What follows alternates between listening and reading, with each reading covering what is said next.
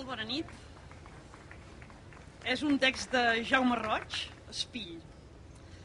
Més aquell any, un cas estrany en l'húmul nou, jorn de ninou, si esdevenc. Jo tingui el reng, fiu convidat tots a sopar, qui junt havíem. Allí teníem de tots potatges, de carns salvatges, volateria, pastisseria molt preciosa, la pus famosa de tot París. En un pastís, capolat, trit, d'hom cap de dit i font trobat. Font molt turbat qui el conegué. Reconegué que hi trobaria més hi havia un cap d'orella. Carn de vedella creiem menjàssem ans que hi trobàssem l'ungla i el dit tros mig partit. Tots lo miram e arbitram, carn d'hom cert era. La pastissera, amb dos aidans, filles ja grans, era fornera e tavernera.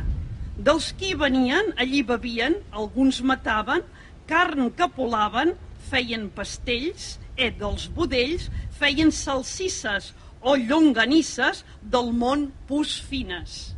Mare i fadrines, quants ne tenien, tants ne venien, e no hi bastaven.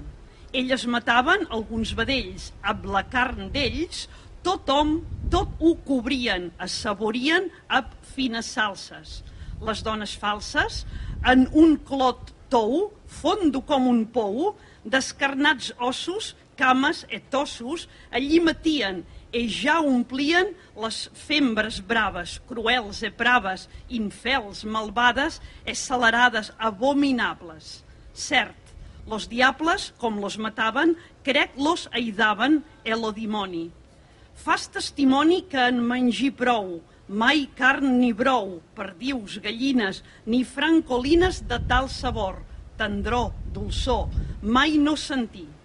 Per lo matí, de tot estrès, feren quarters, e llur posada font derrocada, i la planaren, sal i sembraren, e tots los cossos, tallats a trossos, cent ni contaren, i els soterraren al lloc sagrat.